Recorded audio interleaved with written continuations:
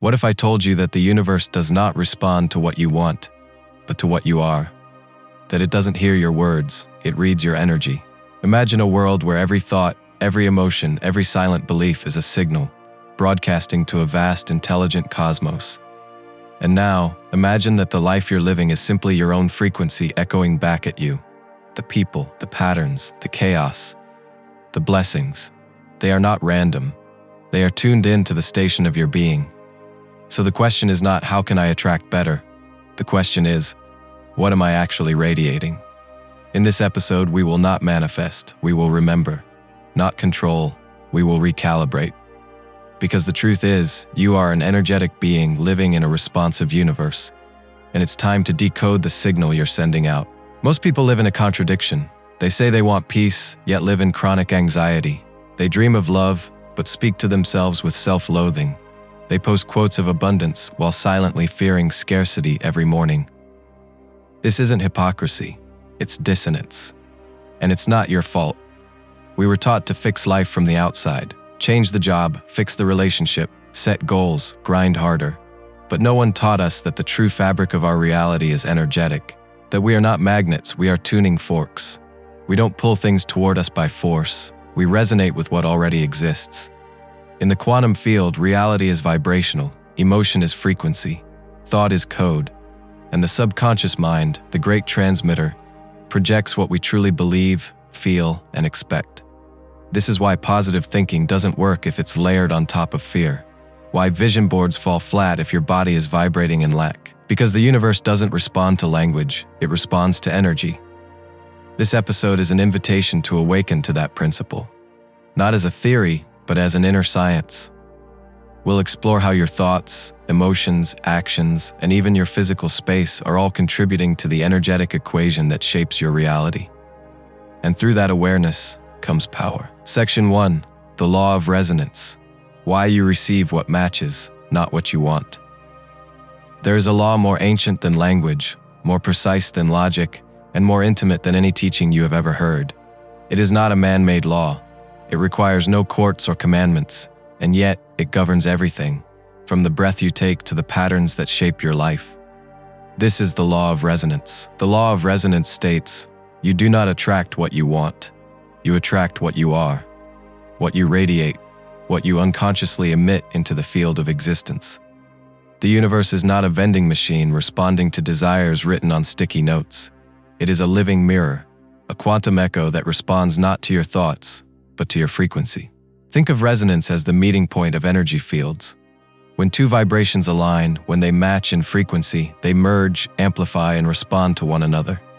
Like two tuning forks across a room, one vibrating will activate the other, not by touch, but by harmony. You may wish for love, abundance, clarity, but if your internal state is radiating fear, scarcity, and confusion, then the experiences you meet will reflect that exact energetic blueprint, whether you're conscious of it or not. The mistake many people make is believing that the universe listens to words. It doesn't. It reads vibration. You can say affirmations all day long, write goals on your mirror, visualize the life you desire, but if beneath those surface layers lies a field of shame, anger, or self-doubt, those will override your intention. Because energy doesn't respond to what you say.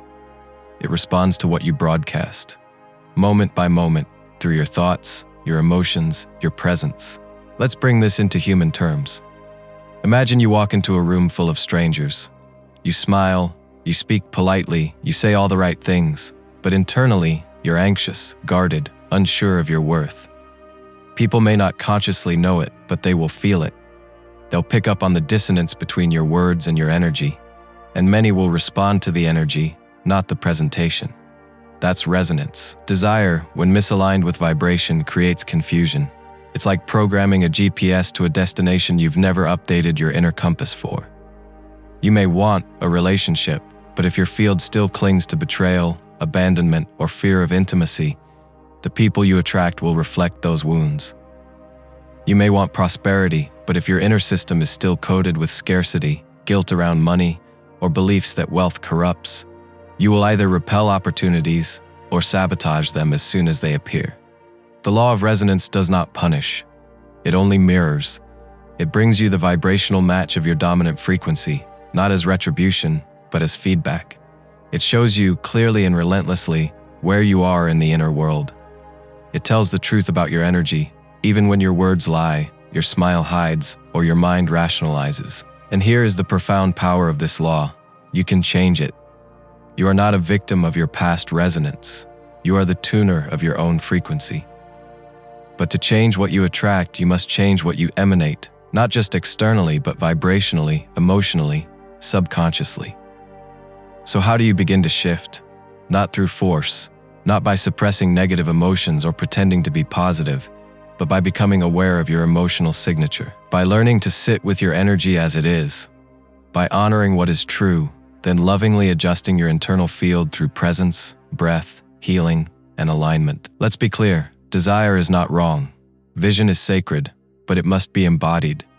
You must live the feeling of what you seek. You must practice being in the frequency of the life you want before it arrives, because it won't arrive until it recognizes itself in you. If you want love, practice becoming love, not seeking it, not waiting for it, but radiating it without attachment. If you want freedom, begin noticing where you still live in inner bondage. If you want peace, start listening to the war zones inside you that are still calling for attention. You cannot fake resonance, but you can transform it. This is the heart of the spiritual path, not to manifest things, but to manifest states of being that magnetize what is aligned with your soul. And when you begin to live from that place, not out of need, but out of truth, then the law of resonance becomes your ally. Then life begins to organize itself around your authenticity. You are not separate from the universe. You are the frequency within it. You are not broken. You are just slightly out of tune. And when you retune your instrument, when you remember the original vibration of your soul, you will not need to chase. You will simply become the magnet for everything that was waiting to meet you at your new level of resonance. This is not magic, it is spiritual physics. And the question is no longer what do you want, but what are you ready to become? Section 2. Thought is not enough. When the body doesn't believe the mind vibration. You've been told to change your thoughts to change your life. And there's truth in that. Thoughts are powerful. They shape perception. They encode possibility. But there is a silent truth buried beneath every affirmation, every vision board, every positive intention whispered into the mirror. Your body must believe what your mind declares. We live in a culture that glorifies the intellect. That believes mind over matter is enough to rewrite our story. But in the temple of energy, your dominant frequency is not just what you think, it's what you embody. You can think abundance, but if your breath is shallow every time you check your bank account, your field broadcasts fear. You can say you are worthy, but if your stomach knots in self-doubt when someone praises you, your subconscious hasn't bought in. The body doesn't lie. It remembers what the mind forgets. Every trauma, every abandonment, every unmet need is stored in the nervous system, not just as memory, but as frequency. When you speak an affirmation but your body is contracting, bracing, holding, it is that contraction that the universe hears. Let me tell you a story. A woman stands in front of a mirror repeating, "I am loved, I am safe, I am whole." Her words are strong, but behind them is a lifetime of betrayal, emotional abandonment, and the subtle but corrosive feeling of never being enough. Her conscious mind is trying to rewrite the story, but her body is still living in the past. Her tone of voice betrays a whisper of pleading. Her shoulders are tight, her breath barely there. She is not lying, she is reaching, but she has not yet arrived. This is not failure. This is the gap between mind and field, the distance between thought and embodiment, and it is where most spiritual seekers get stuck. They mistake cognitive affirmation for vibrational integration, but thought is the spark, not the flame. It is the signal, not the station. To shift your reality, you must not only think a new belief, you must become the frequency of that belief. That requires dropping below the surface of thought and into the terrain of sensation, of breath, of presence. Ask yourself, when I say I am abundant, what happens in my body? Does it open or tighten? When I say I am loved, do I feel warmth or resistance? These subtle cues are not just physiological, they are energetic feedback from your subconscious field. The subconscious rules 95% of your behavior, your emotional responses, and your energetic tone. It does not speak English, it speaks frequency. It does not listen to slogans, it watches patterns. It learns not from logic, but from lived experience. This is why a single somatic release, a moment of embodied safety, a breath held with full presence can shift your vibration more than 100 affirmations. Real transformation happens when your mind, body, and field align. When your thoughts declare something that your body feels and your field trusts. That's when the frequency becomes whole. And the universe, ever listening, responds not to the effort, but to the harmony. This is why healing is so important. Not because you are broken, but because your field is often filled with noise. Old echoes, unprocessed emotions, inherited beliefs. Thought alone cannot silence that noise. It must be witnessed, felt, integrated. Only then can thought become truth, not just as an idea, but as an energy. So how do you get your body to believe your mind? Slow down. Listen. Instead of forcing a new thought, ask what part of you is not ready. Meet that part with compassion, not judgment. Use the body as a tuning instrument. Breathe into the tension. Move with it. Allow the memory to speak without needing to analyze. Let the body show you where the old frequency still lives. Because when it's felt fully, it can be released. And once it's released, a spaciousness opens. A clear field where new thought can take root. Not as decoration, but as code. That's when the affirmation becomes a declaration. Not of hope, but of truth. Thought is not enough, but it is essential. It is the spark that begins the rewiring, the invitation to a new vibration. But it must be followed by embodiment, by presence, by practice. Don't just say you are free. Walk differently. Don't just declare love. Let it soften your voice, your jaw, your posture. Don't just think gratitude. Let it ripple through your chest like a silent hymn. This is how thought becomes resonance.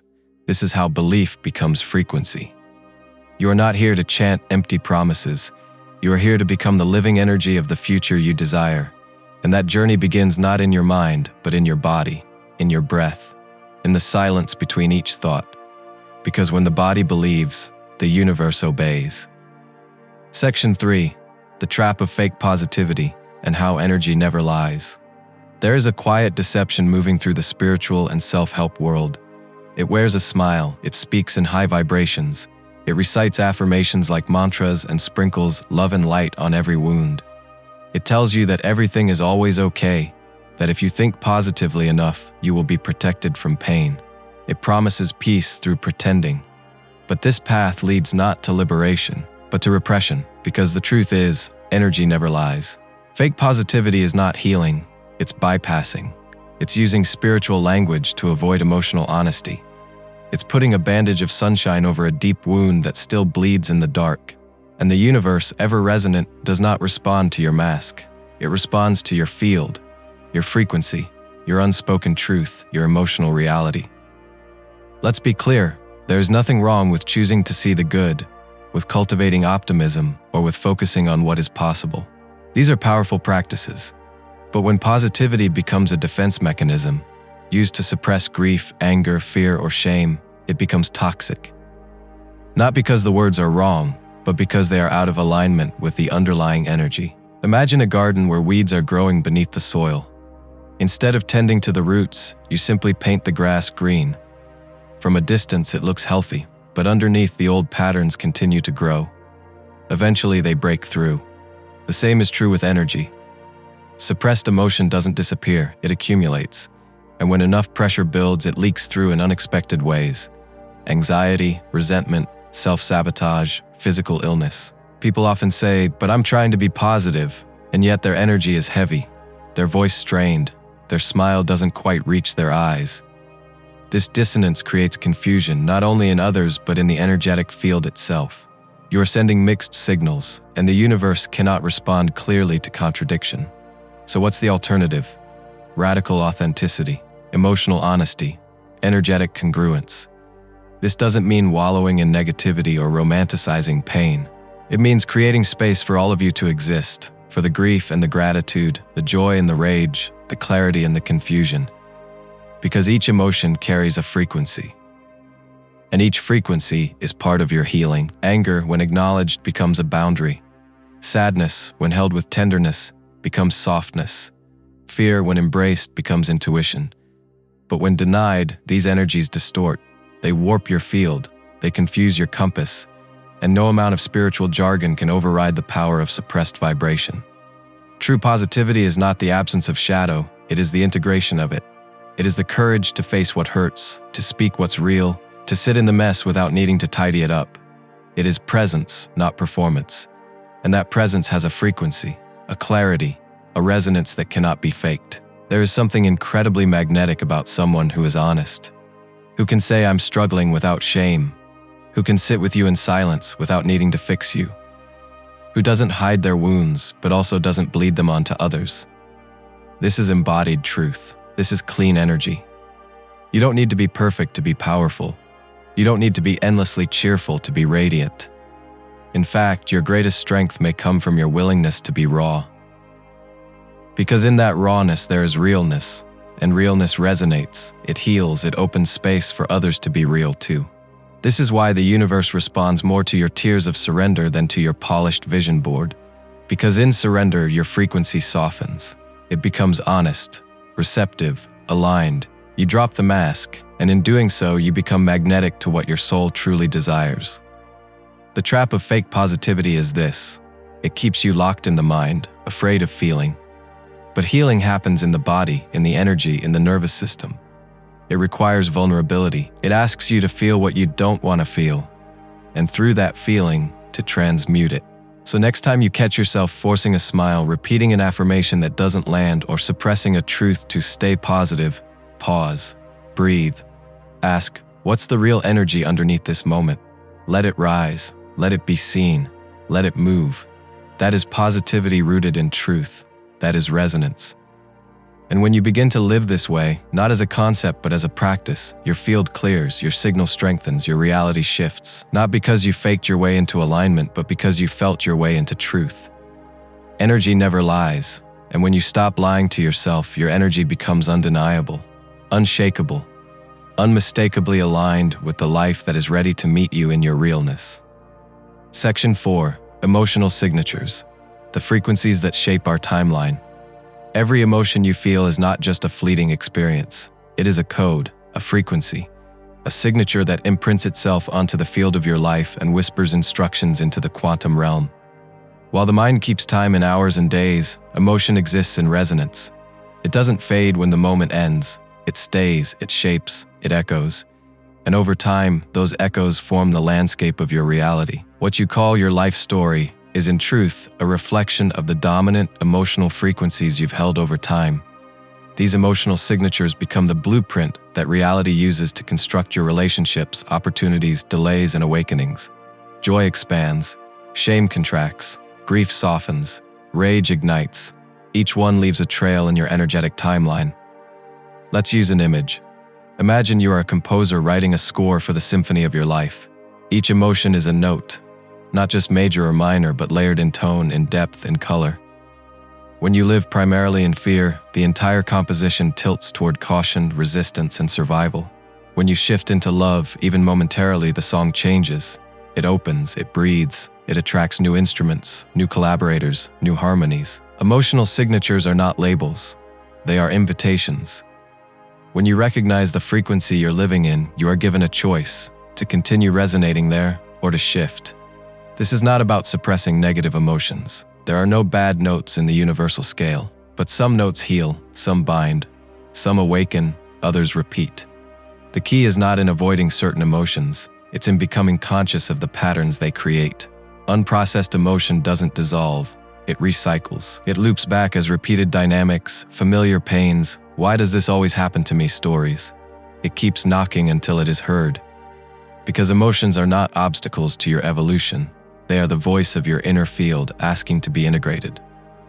Think of moments in your life where everything seemed to go wrong. Not once, but in a recognizable pattern. The job that always ends the same way.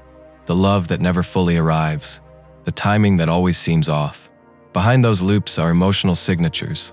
Old frequencies still broadcasting from past wounds, limiting beliefs, or inherited energies. Until you feel them fully, they shape your timeline subtly but powerfully. But here is the miracle. One moment of conscious emotion can change the rhythm of your entire life. One breath of pure presence with grief can begin to lift a generational weight. One truthful release of rage can set a new boundary in motion. One quiet embrace of your own loneliness can open a channel to connection more real than anything you've ever known. To understand emotional signature is to reclaim authorship over your life. It is to say, I may not control everything that happens, but I can become aware of the frequencies I'm living in, and therefore influencing what happens next. This is not easy work. It asks you to feel what you've avoided, to listen to the body's language when the mind wants to dismiss. But in this practice lies profound power.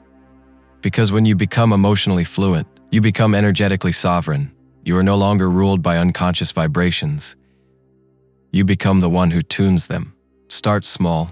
Begin your days not with to-do lists, but with check-ins. What is the dominant emotional note I am starting from today? Is this energy inherited or truly mine? What does this feeling want to tell me? Not fix, not change, just tell me. The more you listen, the more you learn. And the more you learn, the more your field recalibrates. Over time, as you integrate more of your emotional truth, your reality begins to feel different. People will comment that you seem lighter, clearer, more present. You'll notice less resistance, more flow. Things once forced will begin arriving. This is not magic. This is resonance at work. Your timeline is no longer built on reaction, it's shaped by intention and integrity. Emotional signatures are the invisible architecture behind your visible world. They sculpt the flow of your journey, the timing of your lessons, the quality of your relationships.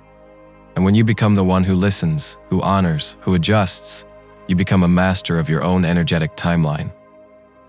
So ask yourself, not just what you feel in this moment, but what signature your life is composed in. What theme keeps playing? And if it's time for a new song, are you willing to feel your way into a new vibration? Because when the frequency shifts, the timeline responds, and your future begins to sound like the truth of who you are, not the echo of who you were afraid to be. Section 5. Energetic congruence. The power of being the same inside and out. There is a rare and radiant power in someone who lives in energetic congruence. Not perfection, not performance, but integrity between what is felt, what is believed, and what is expressed. In a world full of curated images, filtered emotions, and spiritual personas, this congruence is magnetic. It is the quiet force of someone who no longer needs to pretend, because their energy speaks the same truth as their words. Energetic congruence is alignment. It is when the frequency inside your body matches the tone of your language, your choices, your relationships. It means you are not saying yes while feeling no. You are not smiling through suppressed sorrow. You are not preaching love while silently judging. You are instead harmonized, whole. Most people live in dissonance, not because they are dishonest, but because they are afraid of being misunderstood, afraid of losing love, afraid of facing parts of themselves that might not be accepted. So they fracture. One self for the world, another for their thoughts, another still buried deep in their body. But the universe doesn't respond to what you show others. It responds to what you carry within. And when your energetic field carries contradictions, your reality mirrors back that fragmentation. Have you ever met someone whose energy doesn't quite match their words? Who says all the right things but leaves you feeling confused or drained? That confusion is not in your mind. It is your intuitive system detecting incoherence. Your field reads theirs. And when congruence is missing, trust becomes impossible. Now imagine the opposite. Someone who speaks slowly but with certainty, who owns their truth without weaponizing it, who can be soft in vulnerability and firm in boundaries. This person is energetically clean, and their presence alone heals, because it reflects what we all crave: permission to be real. To live in energetic congruence is to become a clear channel, nothing blocked, nothing forced. Your yes means yes, your no means no. Your smile is authentic, your grief is sacred. You are not leaking energy trying to maintain appearances. Instead, you become a field of coherence, and coherence is powerful.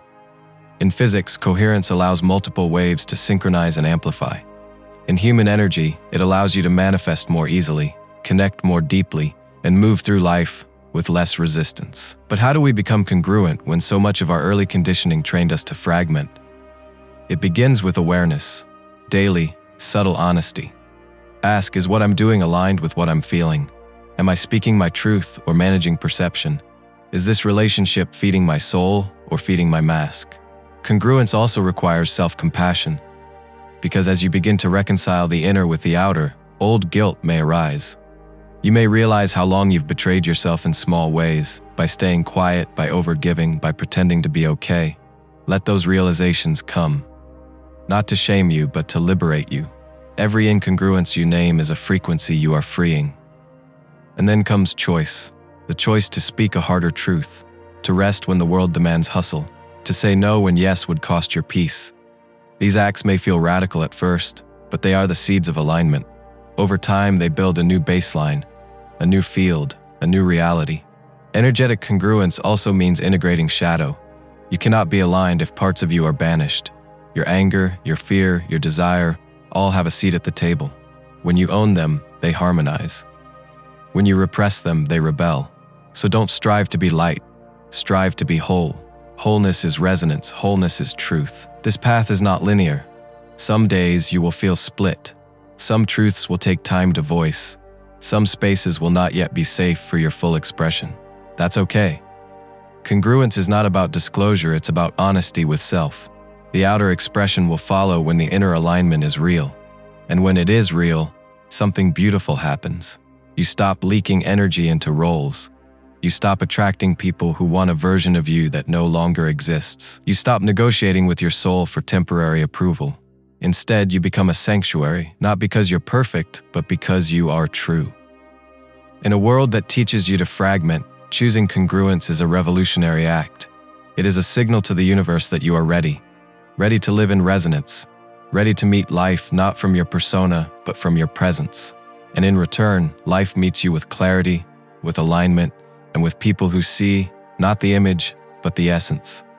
So let this be your mantra. I choose to live from my center. I choose to say what I mean. I choose to be one whole self in all rooms, with all people, especially myself. Because when the inside matches the outside, the path ahead becomes clear, and the energy you emit becomes unstoppable. Section 6. Environmental frequencies. What your space is saying on your behalf. You may think your environment is just background noise, a backdrop, a neutral space in which life unfolds. But what if your space is not passive at all? What if your room, your home, your car, your desk, every single environment you dwell in is alive with energetic memory? What if these places are not just holding your things, but holding your vibration? Every object, every wall, every chair has absorbed your moods, your thoughts, your fears, your tears. Every repeated emotion imprints itself into the frequency field of the spaces you inhabit. And these frequencies don't just sit, they speak, they resonate, they inform your nervous system, your field, your ability to create. Walk into a room where someone just had an argument. The air is thick, it's hard to breathe. No one needs to tell you something happened, you feel it. Now walk into a room where someone has just meditated, prayed, or loved deeply. It's quiet, calm, reverent. The space holds you. This is not metaphor. This is energetic fact. Your space is an amplifier of your current vibration, or an anchor to your past. It can elevate you, or it can reinforce old emotional signatures. A cluttered home is not just visual noise, it's energetic static. A bedroom filled with resentment or avoidance will not invite rest. A workspace flooded with anxiety will not yield flow. Your environment reflects your energy back to you. And until you consciously attune it, it may unconsciously direct your mood, your focus, and your manifestations. This is why energetic hygiene is not a luxury, it is a spiritual discipline. Just as you cleanse your body and clarify your thoughts, your spaces need clearing too. Not only physically, but vibrationally, through sound, through intention, through breath, through beauty, through presence. Ask yourself, what story does this room tell about me? What mood does my space invite? What does the energy of this home say to my body every morning? You may find that your reality isn't just being shaped by your inner frequency, but also by the echoes of your past embedded in your physical world. The ancients knew this. Temples were built with sacred geometry oriented toward light. Shamans smoke-cleansed dwellings. Monasteries held silence to preserve energetic clarity. In modern life, we often forget. We live with devices, distractions, density, but we can remember, and when we do, space becomes ally, not obstacle. Start simply. Open a window and let old air leave. Light a candle with an intention, not just for scent but for purification. Speak blessings into your walls. Rearrange furniture in ways that allow breath. Remove what holds heaviness. Invite in what uplifts. Every change, no matter how small, shifts the field. And every field shift echoes into your body, your mind, your magnetism. And remember, it's not about aesthetic perfection, it's about resonance. A minimalist room can still hold grief.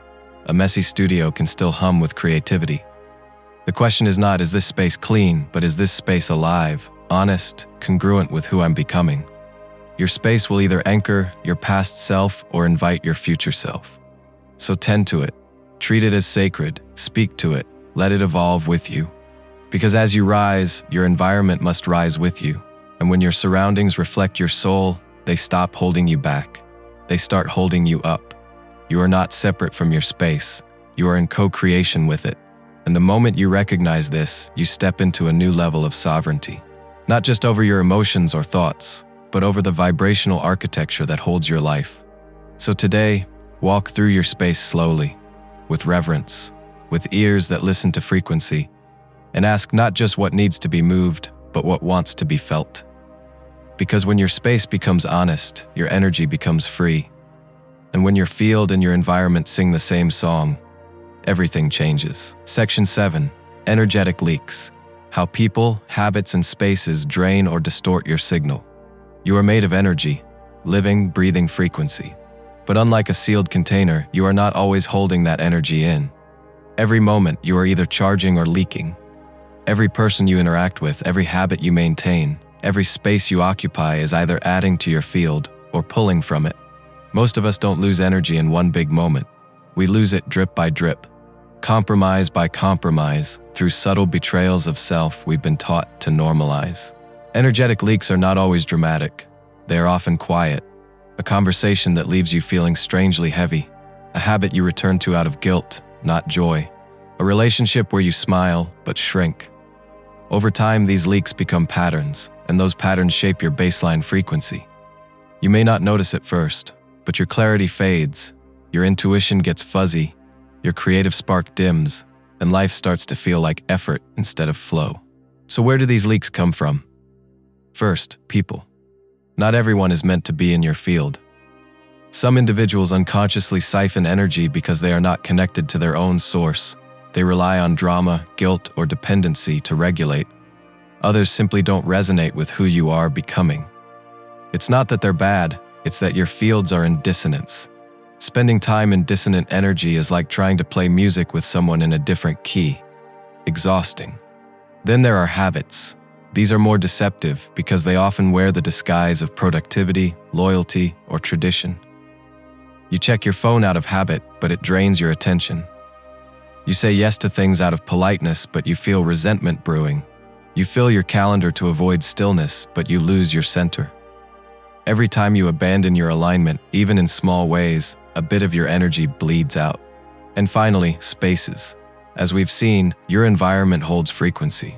But sometimes we stay in spaces that are energetically outdated. A house filled with memories you've outgrown. A room that holds the echo of heartbreak. A workplace that rewards burnout. When your outer world no longer matches your inner world, your energy has to work twice as hard just to stay afloat. So how do we stop leaking? Awareness is the first step. Begin to ask, where do I feel energized and where do I feel diminished? After which conversations do I feel clear? Which environments tighten my breath? What habits leave me dull instead of alive? Next, boundaries. Not as walls of fear, but as gates of discernment. Boundaries are how you teach others to meet your frequency. They are not punishment, they are calibration. Saying no is not rejection, it is resonance in action. Then clearing. Cut cords to relationships or identities that no longer serve your field. This doesn't require drama, it requires clarity. Sometimes just acknowledging that something has served its time allows it to release with grace. And most importantly, return to source. Your energy leaks when you are disconnected from your own wellspring. Make time every day, even 5 minutes, to breathe with yourself, to sit in silence, to place your hand on your heart and say, I am here. That presence seals the field. That awareness restores the circuit. When you begin to live leak-free, everything changes. Your intuition sharpens, your creativity returns, your body feels safer. You no longer need to hustle for alignment. It becomes your natural state. Some people may leave, some habits may die, some spaces may need to be reimagined. That's okay. What's leaving is not your life, it's your leak. And what remains is the truth of your frequency, unfiltered, undrained, undeniable. Because when your energy is no longer diluted, you become magnetic. Not to everything, but to everything that resonates with your fullness. You stop attracting from need, you start attracting from truth. You stop chasing, you start choosing. And the world, sensing your clarity, adjusts its orbit around your undistorted light. Section 8. The practice of recalibration. Daily ways to shift your field energy is not fixed. It fluctuates, evolves, and responds. Just as the ocean changes with the moon and the forest breathes with the seasons, your energetic field is constantly in motion. The question is not, how do I stay high vibe all the time? The deeper question is, how do I recalibrate when I drift? Because drift is natural. Recalibration is mastery. Recalibration is the art of returning to center, to source, to stillness, to clarity. It is the gentle discipline of realigning your field before life drags you too far from your truth. It is not perfection, it is presence in motion. And when practiced daily, it becomes a sacred rhythm, a subtle alchemy, a quiet revolution within. Let's begin with the breath. It is your first tool, your original anchor. Every exhale is a release. Every inhale is a receiving. And when you breathe consciously, you interrupt the noise of the world and return to the now. Even 60 seconds of slow, rhythmic breath can begin to harmonize your frequency.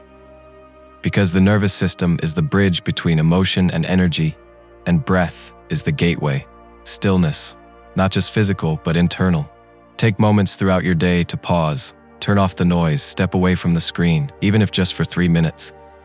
Stillness is not inactivity, it is recalibration in silence. In those quiet spaces, your field reorients. You remember who you are beneath the roles, the reactions, the rush. Next, sound. Music, mantra, frequency tones. Sound is structure and vibration. It tunes the energy body. Choose sound intentionally. Begin your day with solfeggio frequencies. End it with gentle acoustic flow. Sing if you can. Humming activates the vagus nerve. Your voice is not just for communication. It is a tuning fork for your soul. Movement is also essential. Energy stagnates when the body stiffens. Move intuitively. Stretch, shake, dance, walk barefoot on the earth. These acts are not trivial. They are vibrational resets. Trauma is often stored in stillness. Movement reminds your system that you are free. Now, words. The language you use shapes your field. Speak with care. Speak with presence. And not just to others, but to yourself. Replace inner criticism with gentle curiosity. Why am I feeling this? Not what's wrong with me. Words don't just inform, they form, they carry charge. Choose ones that heal. Nature is another potent recalibrator. It has no agenda, no distortion. The trees don't judge your energy. The river doesn't react to your story. When you sit in nature, your field begins to attune to the Earth's natural frequency. Studies show even 20 minutes in green space lowers cortisol and restores heart coherence. But beyond the science, nature reminds you of rhythm, of wholeness, of your place in the web of life. Connection is also sacred, not quantity, but quality. Share space with people who see you, who mirror your truth, who challenge you gently. Community isn't just social, it's energetic. One aligned conversation can recalibrate your entire week. And then, clearing. Don't wait for energy to build up before you release it. Burn herbs, use tuning forks, smudge your home, sweep with intention. Use salt baths, journaling, emotional release. Don't let the day's energy become next week's residue. Make clearing a ritual, not a reaction. Gratitude is a subtle but profound recalibrator, not as a bypass but as a refocus. Even in chaos, there's always something steady, something breathing, something beautiful. Gratitude doesn't ignore pain, it expands the frame, it softens contraction, it amplifies reception. Make it a practice, a whisper of reverence through the mundane. Finally, intention. Each morning, anchor your day with clarity. One sentence, one energy. Today I choose peace. Today I move from my heart. Today I stay connected to my truth. Intentions are energetic seeds. They don't force, they guide. They signal the field that you are co-creating, not just coping. Recalibration is not a single act. It is a lifestyle of awareness, a commitment to honoring your energetic hygiene the way you would your physical. It doesn't mean you'll never dip, but you won't stay down. You'll know your way back. You'll build internal pathways through breath, stillness, sound, nature, connection that bring you home faster every time. And in time, these practices will become not just tools but companions. They will weave into your life so seamlessly that recalibration becomes your natural rhythm. You'll catch the leak before it floods. You'll feel the tension before it becomes a trigger. You'll sense the misalignment before it becomes a crisis. Because when you live this way, life no longer pulls you off center. You become the center. And from that place, steady, attuned, awake, you begin to radiate. You begin to resonate, and the field, always listening, begins to rearrange itself around the new signal you've chosen to live. Section 9. The role of intention. Not what you say, but what you mean. In the quantum field, words mean little without alignment. The universe does not listen to what you say, it listens to what you mean. Behind every sentence you speak, every desire you affirm, every goal you set, there is an energetic imprint. That imprint is your true intention, not always visible to the conscious mind, but deeply resonant in the vibrational realm. Intention is not about control, it is about clarity. It is the inner compass that steers your energy subtly but powerfully toward a specific direction. You may not always see its path, but its pulse is unmistakable. It's the why behind your actions, the emotion behind your words, the vibration behind your vision. And when that vibration is clean, undiluted by fear, untainted by shame, unmasked by ego, it becomes a beacon. So much of modern manifestation focuses on the what. What do you want? What are your goals? What are your dreams? But rarely do we pause to ask, why do I want this? And from where inside me is this desire being broadcast? Because a desire born of lack carries a different frequency than a desire born of soul.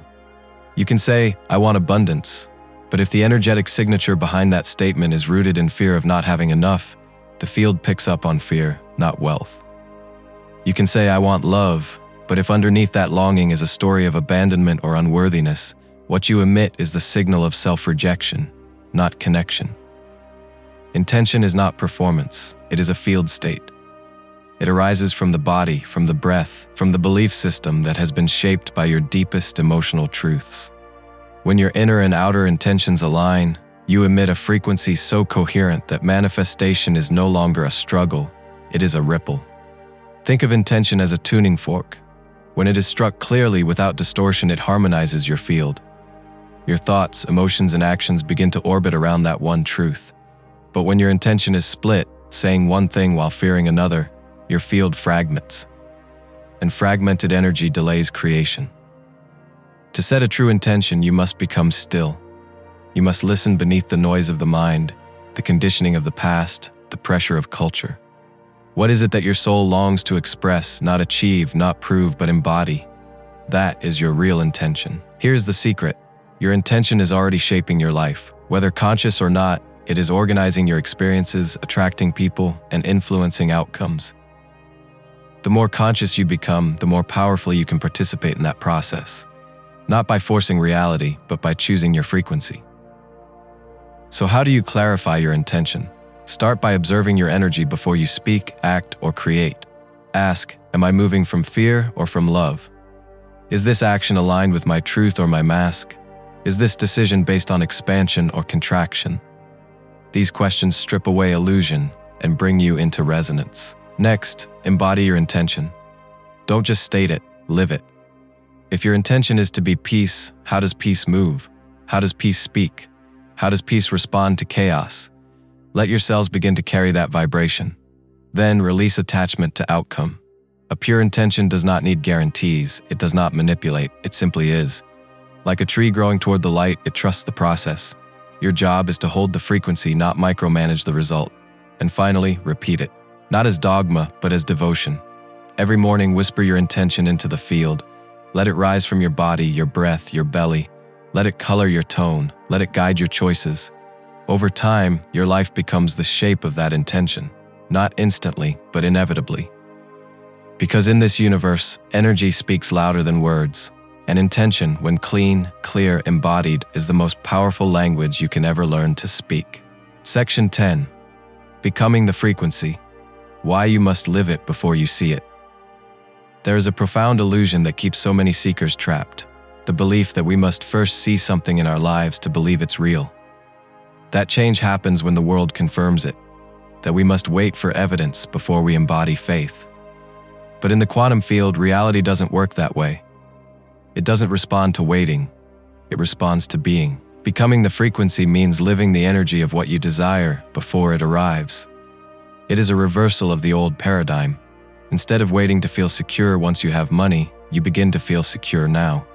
Instead of waiting to feel love once someone enters your life, you begin to become love now. You do not pretend, you embody.